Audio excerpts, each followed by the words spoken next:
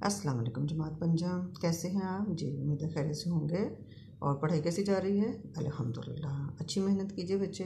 आपको पता है इस दफ़ा तो बोर्ड की क्लासेस के इम्तहान हो रहे हैं। किसी को बगैर इम्तहान के कामयाब नहीं किया जाएगा, तो इसलिए आपने भी जो है वो अच्छी तरह मेहनत करनी है। जैसे जैसे वीडियोज़ जा रही हैं उनको पढ़िए, वीडियोज़ को देखिए अच्छी तरह से, 2-2, 3-3, 4-4 बार देखिए उनको, और फिर उनको समझिए। समझ के उनको जो है आप अपने सबक को पढ़िए, किताब को पढ़िए, और फिर अच्छी तरह से अपने काम को कीजिए, याद कीजिए, ताकि आपको ये अभी जो मौका मिला आपको इन तमाम वाक़यात को याद करने का, वो आपको हमेशा याद रहें। आमीन। चलें तो सबक शुरू करते हैं। आज हमारा सबक है ऑल इंडिया मुस्लिम लीग का क़याम जी। तो ज़रा इसको ख्याल में रखिएगा, हम किसकी बात करें? हम बात कर रहे हैं ऑल इंडिया मुस्लिम लीग की। किसकी बात करें? ऑल इंडिया मुस्लिम। ये अपनी वाली जो हमारी मुस्लिम लीग है ना पाकिस्तान के अंदर, इनकी बात नहीं हो रही है जी, ये याद रखना है। अब अगर मैंने कह दिया है तो उसको अच्छी तरह से याद करना है। अब हम बात कर रहे हैं ऑल इंडिया मुस्लिम लीग का क़याम, ठीक है। यानी जो मुसलमानों की जो पूरे हिंदुस्तान में, जब हम पूरे हिंदुस्तान की बात करते हैं ना बच्चों, तो हम उस हिंदुस्तान की बात करते हैं जिस वक्त पाकिस्तान भी और बांग्लादेश भी और इंडिया भी एक ही इलाका था, ठीक है, उसकी बात करते हैं, ठीक है। तो इसका क़याम कब अमल में आया? इसका क़याम अमल में आया 1906 में। कब आया? 1906 में। अभी हमने पिछला पढ़ा था, शिमला वफ़द ने कब मुलाकात की थी वाइसराय हिंद से जी। ये भी 6 में की थी, 1906 में की थी, लेकिन ये की थी 1 अक्टूबर को। कब की थी? 1 अक्टूबर को, ठीक है। और जो मुस्लिम इसका जो क़याम हुआ है वो हुआ है 30 दिसंबर को। किसका क़याम? ऑल इंडिया मुस्लिम लीग का जी। ये मुस्लिम लीग नून, मुस्लिम लीग काफ, मुस्लिम लीग फे, ऐसा कुछ नहीं है इसमें। ये सिर्फ़ और सिर्फ क्या है? ऑल इंडिया मुस्लिम लीग, यानी पूरे इंडिया की जो मुस्लिम लीग थी उसकी बात करें हम। इसका क़याम कब अमल में है? 30 दिसंबर। शिमला वफ़द ने कब मुलाकात की? 1 अक्टूबर 1906 को। और क़याम मुस्लिम लीग का क़याम कब अमल में आया? ऑल इंडिया मुस्लिम लीग का 30 दिसंबर 1906 को, ढाका में। कहाँ पे? ढाका में। वफ़द ने मुलाकात की थी शिमला में। ऑल इंडिया मुस्लिम लीग का क़याम अमल में आया ढाका में। अच्छा, क्या है ये? चलिए पहले हम पढ़ लेते हैं, फिर उसके बाद डिटेल बताते हैं कि 30 दिसंबर 1906 को ढाका में मोहम्मदन एजुकेशनल कॉन्फ्रेंस का इजलास हुआ, जिसमें नवाब सलीमुल्लाह खान ने मुस्लिम लीग के क़याम की तजवीज़ पेश की और मुस्लिम लीग का क़याम अमल में आया, जिसके अहम मकासद दर्ज थे। अंग्रेज़ हुकूमत से तावन करना, नंबर 2 मुसलमानों के हकूक़ की हिफाजत करना, और नंबर 3 दूसरी कौमों से दोस्ताना ताल्लुकात कायम करना। उसके बाद हम पढ़ते हैं कि पंजाब में सर मोहम्मद शफ़ी, अल्लामा मोहम्मद इकबाल, मलक बरकत अली और दूसरे मुसलमान रहनुमाओं ने मुस्लिम सियासत में अहम किरदार अदा किया, ठीक है। अच्छा, तो अब हम ऊपर से शुरू करते हैं, तो हम इसकी डिटेल देखते हैं कि क्या है। ऑल इंडिया मुस्लिम लीग का क़याम 1906 में अमल में आया है। ये आपने इस तारीख जो है 30 दिसंबर के साथ आपने पक्की याद कर लेनी है, ठीक है। ऑल इंडिया मुस्लिम लीग का क़याम 30 दिसंबर 1906 को अमल में आया। अब जगह याद करें, जगह कौन सी है? ढाका में। कौन सी जगह है? ढाका में। और ढाका क्या पता है आपको? कहाँ है ढाका? नहीं पता? अच्छा चलिए हम आपको बताते हैं। ढाका जो है वो बांग्लादेश का दारुल हुकूमत है। ढाका क्या है? ढाका बांग्लादेश का दारुल हुकूमत है। आगे समझ में? आपको बात बताई ना मैंने कि हिंदुस्तान की जब हम बात करते हैं, ऑल इंडिया की बात करते हैं, तो इसका मतलब है कि 1947 से पहले का हिंदुस्तान, जिसमें पाकिस्तान भी और बांग्लादेश भी सब इकट्ठा इलाका थे, उस वक़्त की बात करते हैं, ठीक है। तो अब ये है मोहम्मदन एजुकेशन कॉन्फ्रेंस। ये क्या चीज़ है जी मोहम्मदन एजुकेशन कॉन्फ्रेंस? ये आपने सर सैयद के बारे में पढ़ा।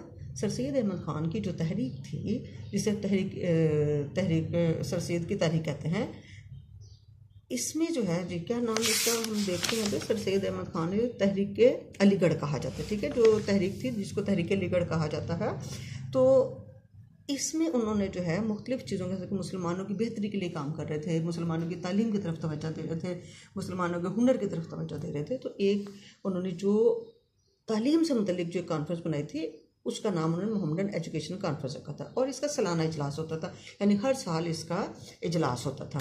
और एक ही जगह पे नहीं होता था कि हमेशा ढाका में होता था, बल्कि मुख्तलिफ इलाकों में जो है हिंदुस्तान के मुख्तलिफ शहरों में इसका इजलास होता था, ताकि पूरे हिंदुस्तान के लोगों में तालीम के शऊर को बेदार किया जाए, ठीक है। अच्छा, इस कॉन्फ्रेंस में ये जिसकी अब हम बात कर रहे हैं 1906 वाले की, इस कॉन्फ्रेंस में जिसमें नवाब सलीमुल्लाह खान ने मुस्लिम लीग के क़याम की तजवीज़ पेश की। अब ये जो इजलास हो रहा था, इस इजलास में एक अहम शख्स जो थे वो नवाब सलीमुल्लाह खान थे। उन्होंने मुस्लिम लीग के क़याम की तजवीज़ पेश की। ठीक है, मतलब चूँकि वो शिमला वक्त वहाँ पे मिलकर आ गया था, उन्होंने अपने लिए एक सियासी जमात की जो है वो मंजूरी ली थी वहाँ से, तो अब उन्होंने फिर सोचा कि उन्हें अपनी सियासी जमात बना लेनी चाहिए। तो उन्होंने उस जमात का जो नाम तजवीज़ किया है, जो नाम लगा मुस्लिम लीग का, तो मुस्लिम लीग के क़याम की तजवीज़ पेश की और मुस्लिम लीग का क़याम अमल में आ गया। यानी वहाँ पे उस इजलास में जितने भी लोग बैठे हुए थे उन सब ने इस ख्याल को मंजूर किया कि जी हमें अपनी सियासी जमात बनानी चाहिए, और उस सियासी जमात का नाम है मुस्लिम लीग। ठीक है, तो मुस्लिम लीग उन्होंने बना ली, जिसके अहम मकासद थे। अच्छा, इसके लिए जब मुस्लिम लीग बनाई तो कुछ एक सोच होती है ना कि करना क्या है हमने, इस जमात के साथ हमने क्या करना है। ठीक है, तो उसमें जो उनके जो अहम मकासद थे वो कौन थे? नंबर 1 था कि अंग्रेज़ कौम से ताउन करना, यानी मुसलमानों के साथ जो ज़्यादतियाँ हो रही हैं, मुसलमानों को जो कसूरवार ठहराया जा रहा है, और मुसलमान भी फिर जो है अगर अंग्रेज़ अच्छा सलूक नहीं करते तो मुसलमान भी बदले में कुछ ना कुछ उनके साथ बोला करते, तो कि उनके साथ ताउन करना है। ठीक है, अब उनके साथ झगड़ा नहीं करना है। दूसरी चीज़ तो मुसलमानों के हकूक़ की हिफाजत करना है, और ऐसे मतलब अपनी बातें जो है ना वो हुकूमत तक पहुँचानी है। हुकूमत कौन सी? हुकूमत बरतानिया तक। ठीक है, मतलब वो बातें उन तक पहुँचानी है कि जिसमें मुसलमानों के हकूक़ की हिफाजत की जाए।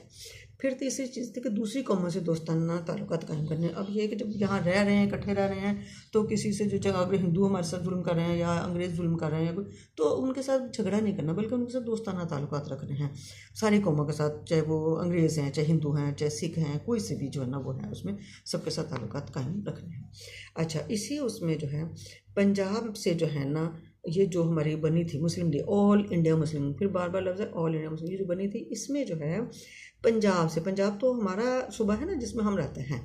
ठीक है, यहाँ पे जो है पंजाब है, पंजाब बहुत बड़ा था बच्चे, आधा पंजाब पाकिस्तान में है और आधा पंजाब हिंदुस्तान में है। ठीक है, तो पूरे पंजाब की हम बात करते हैं, तो इस पूरे पंजाब में जो पंजाब में से सर मोहम्मद शफ़ी, अल्लामा मोहम्मद इकबाल और मलक बरकत अली और दूसरे मुसलमान रहना ने मुस्लिम सियासत में अहम किरदार अदा किया। जब क्या ये मुस्लिम लीग बन गई तो इसमें से पंजाब में से जो बड़े बड़े नाम हमारे सामने आते हैं उनमें हमें अल्लामा इकबाल को तो हम सब बहुत अच्छी तरह से जानते हैं, और दूसरे उनमें से जो है वो सर मोहम्मद शफ़ी और मलक बरकत अली, और उसके अलावा बहुत दूसरे रहनुमा शामिल थे। तो अब बच्चों हम जो है ना वो इसके सवालों की तरफ आते हैं कि सवाल हमारे क्या होंगे इस सिलसिले में, तो आप सवाल भी नोट कीजिए। तो हम आपसे बात करते हैं कि पहली चीज़ तो ये कि आपने ऑल इंडिया मुस्लिम लीग का क़याम है, आपने जो है खाली जगह पुर करनी है। मोहम्मडन एजुकेशन कॉन्फ्रेंस का इजलास डैश में हुआ, जी किस शहर में हुआ था वो जगह बतानी है। नवाब सलीमुल्लाह खान ने डैश के क़याम की तजवीज़ की। नवाब सलीमुल्लाह खान ने किस चीज़ की तजवीज़ पेश की थी, किस चीज़ के क़याम की तजवीज़ पेश की थी? जी किसके? मुस्लिम लीग की। Very good, very good. अच्छा, उसके बाद ऑल इंडिया मुस्लिम लीग का क़याम डैश में अमल में आया।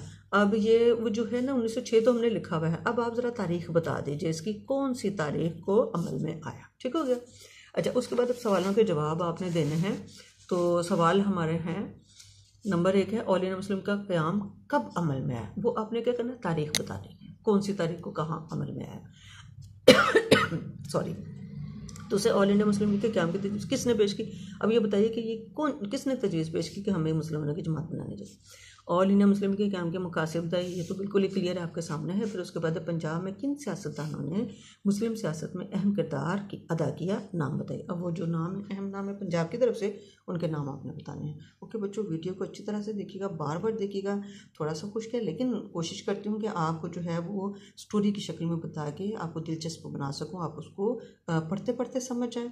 बार बार वीडियो देखिए, बार बार सबक पढ़िए। सबक में तो 2-4 लाइनें हैं, वो उसमें तो इतना नहीं पता चलेगा, लेकिन आप वीडियो बार बार देखिए ताकि आपको बहुत अच्छी तरह से याद हो जाए।